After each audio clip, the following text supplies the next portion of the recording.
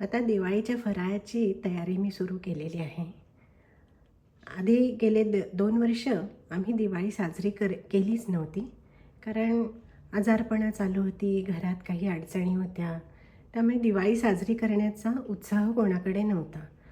त्यामुळे आता यावर्षी मी थोडंफार का होईना करण्याचा प्रयत्न करणार आहे पदार्थ. तर सगळ्यात पहिल्यांदा मी एक अगदी साधा आणि सोपा पदार्थ तयार करणार आहे. तो म्हणजे शेव. तर ही शेव जी आहे ती आपण फरसाणाबरोबर पण असते किंवा भेळेमध्ये तर शेव असते. नंतर आपण मिसळ जेव्हा करतो तेव्हा त्याच्यावर सुद्धा शेव पसरून घेतो आणि नुसती खायला पण चांगली लागते. शेवेचे पण अनेक प्रकार आहेत. बटाट्याची शेव करतात, ती बहुतेक उपासाला चालत असावी, पण माहीत नाही तेलामध्ये तळली तर कशी चालेल नाही का. पण बटाट्याची पण शेव असते. पण ही मी डाळीच्या पिठाची म्हणजे बेसनपासून तयार केलेली शेव तयार करणार आहे आणि ती शेव मी 2 पद्धतीने तयार करणार आहे. तर पहिल्यांदा मी त्याचं साहित्य तुम्हाला दाखवते. हे आहे बेसन म्हणजे डाळीचं पीठ, हरभरा डाळीचं पीठ असतं ते. तर ते मी बेसन आणलेलं आहे. तेल भरपूर लागतं. एक तर तळण्यासाठी तेल लागतं आणि पीठ भिजवताना त्याच्यात मोहन घालायला लागतं. म्हणजे तेल थोडंसं गरम करून त्या पिठामध्ये भिजवायचं म्हणजे ती शेव जी आहे ती कुरकुरीत होते. तर त्याच्यासाठी तेल लागतं. त्यामुळे तेल भरपूर लागतं. तर आणखीन मीठ, तिखट आणि हा ओवा. त्या ओव्याचे मी पूड करणार आहे आणि ती मी शेवेमध्ये घालणार आहे. आणि ही लसूण, तर ही लसूण शेव वेगळी आणि ओव्याची शेव वेगळी. 2 वेगळ्या पद्धतीच्या शेव आहेत. तर एका प्रकारच्या शेवेमध्ये मी लसूण घालणार आहे. लसणाचे बारीक करून त्याची हे पेस्ट वगैरे करून. आणि एका प्रकारच्या शेवेमध्ये मी ही ओव्याची पूड करणार आहे. हा बघा, हा ओवा आहे आणि त्याची मी बारीक पूड तयार करून हे मी डाळीचं पीठ जेव्हा भिजवीन तर त्याच्यात मी घालणार. आता हे डाळीचं पीठ भिजवताना ते भजी करताना किंवा वडे करताना भिजवतात तसं नाही बरं का भिजवायचं. तर घट्ट भिजवायचं असतं. घट्ट गोळा करायचा थोडासा. आपला पोळी करताना आपण जशी कणिक भिजवतो तसं थोडंसं घट्ट भिजवायचं. ते भिजवताना त्याच्यात थोडं मोहन घालायचं, मीठ आणि तिखट घालायचं. नंतर ही ओव्याची पावडर घालणार आहे आणि दुसऱ्या प्रकारच्या ह्याच्यात हे लसूण घालणार आहे. तर शेव तयार करण्यासाठी मी हा सोऱ्या वापरणार आहे. हा पितळीचा सोरा आहे. तर पुण्याला आम्ही लाकडाचा सोऱ्या वापरतो खरं म्हणजे. पण इथे माझ्याकडे होता खरं लाकडाचा सोऱ्या. मी पुण्याहूनच आणलेला होता पण तो मला काही सापडला नाही. तर हा मला पितळीचा सोऱ्या मिळालेला आहे इथे, तो मी वापरणार आहे. त्याच्या या अशा चकत्या आहेत वेगवेगळ्या प्रकारच्या. ही जी चकती आहे, ही जी चकती आहे ती चकलीची आहे.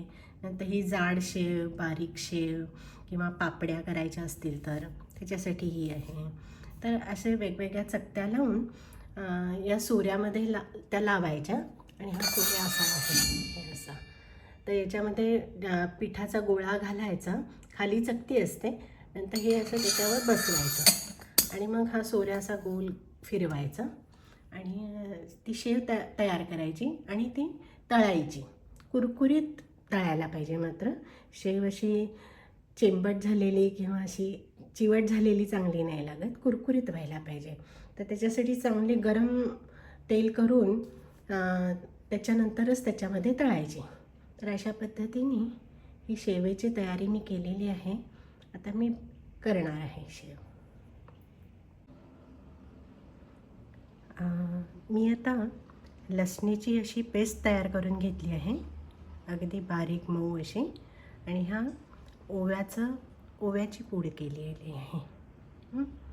तर आता मी हे सगळं एकत्र मिसळून तेल थोडंसं गरम करायचं आहे मला आणि त्याचं मोहन तयार करून या डाळीच्या पिठामध्ये घालायचं. त्याच्यानंतर या पिठाचे मी 2 भाग करणार आहे. अर्ध्या भागामध्ये मी ही लसणाची पेस्ट घालणार आहे आणि अर्ध्या भागामध्ये हा ओवा घालणार आहे. आणि मीठ आणि तिखट हे तर आहेच आहे.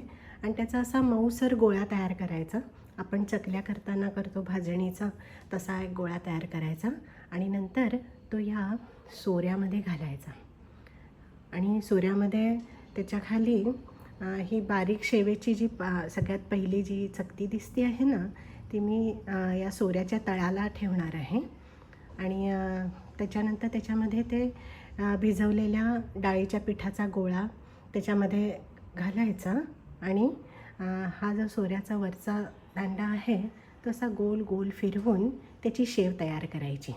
अशा पद्धतीने त्याच्यामध्ये एक हे असं ही तिसरी जी चकती दिसते आहे ती जाड शेव तयार करण्याची आहे. मधली जी चकती दिसते मध्ये असा स्टारच्या आकाराचं, हे बघा, तर ती चकल्या करण्यासाठी वापरतात आणि ही पापडी तयार करण्यासाठी फरसाणामध्ये असते ना शेव पापडी वगैरे, तीसुद्धा बेसनाचीच करतात, हरभऱ्याच्या डाळीच्या पिठाची. पण मी आज फक्त शेव करणार आहे, बारीकच करीन बहुतेक, फक्त जाड शेव काही एवढीच बघू म्हणजे कसं वाटतं आहे तसं. पण बहुतेक मी ही चकती वापरून बारीक शेव तयार करणार आहे. यावर्षी मी चकल्या तयार करणार नाही आहे, कारण माझ्याकडे एक तर भाजणी नाही आहे आणि भाजणी घरी तयार करण्यासाठी मला तेवढं नाही जमणार आहे यावर्षी. तर यावर्षी मी चकल्या तयार नाही करणार आहे घरी, त्यामुळे फक्त शेव तयार करणार आहे. बघू आता ती कशी होती ते. हे असे मी हरभरा डाळीच्या पिठाचे 2 गोळे वेगवेगळे तयार केले आहेत. एकामध्ये ओवा आहे आणि एकामध्ये लसणाची पेस्ट आहे.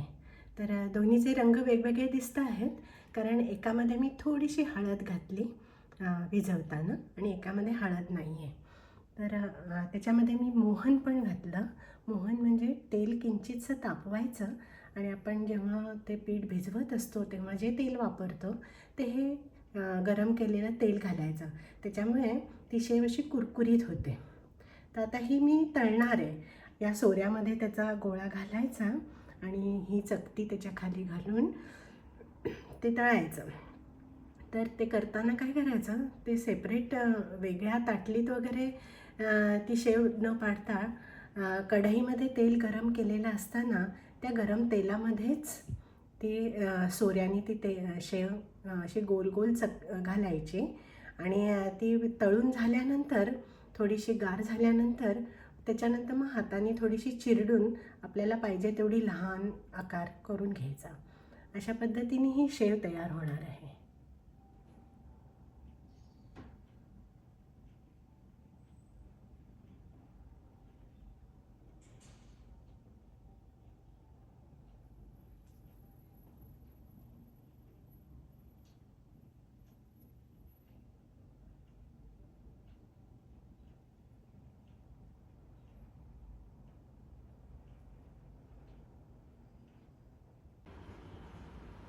आता शेव तयार करण्याची कृती.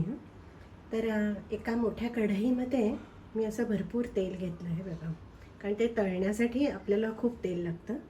नंतर हा जो सोऱ्या आहे त्या सोऱ्याच्या आतमध्ये मी ही बारीक शेव तयार करण्याची ही चकती घालून घेतली आणि आता मी या पिठाचा असा लहान गोळा करून त्याच्यात ठेवणार आहे आणि मग त्या सोऱ्याने मी या तेलामध्ये ती शेव तळायला घेणार आहे. तेल मी आता गरम करायला ठेवलेलं आहे असं, आणि हा जो सोऱ्या आहे त्याच्यात मी हे पीठ असं घालून घेतलं. तर पीठ घालायच्या आधी मी काय केलं, त्या सोऱ्याला आतून सगळं तेल लावून घेतलं आणि त्याच्या खाली जी चकती आहे त्यालासुद्धा तेल लावलं आणि परत हा जो सोऱ्याचा आहे त्यालासुद्धा थोडंसं तेल लावून घ्यायचं. म्हणजे काय होतं, त्याला पीठ असं चिकटून राहत नाही आणि शेव पाडायला सोपं जातं. अशा पद्धतीने ही अशा पद्धतीने शेव तयार झाली. ती मी आता तळून घेते आणि त्याच्यानंतर ती बाजूला काढून त्याचा थोडासा चुरा करून घ्यायचा, म्हणजे आपल्याला पाहिजे तेवढ्या लहान मोठ्या आकारात अशी शेव तयार होते. ही तयार झाली लसणाची शेव, लसूण शेव, लसणाची पेस्ट घातलेली. आता मी ती थोडीशी माझ्या हाताने चुरडून घेणार आहे आणि पाहिजे तसा आकार तयार करणार आहे.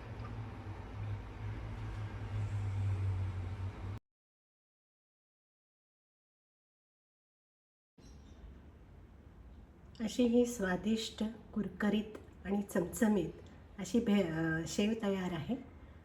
आपण पाहिजे तेवढ्या आकारामध्ये ती कुस्करून घ्यायची, त्याचे तुकडे करायचे, कारण आपण तळताना ती अखंड त्याचे गोल तळलेले आहेत. तर अशी तयार करायची.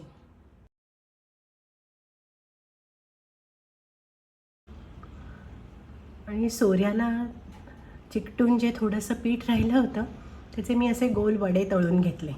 ते पण चवीला छानच असतात अशा पद्धतीने, म्हणजे ते पीठ पण वाया जात नाही.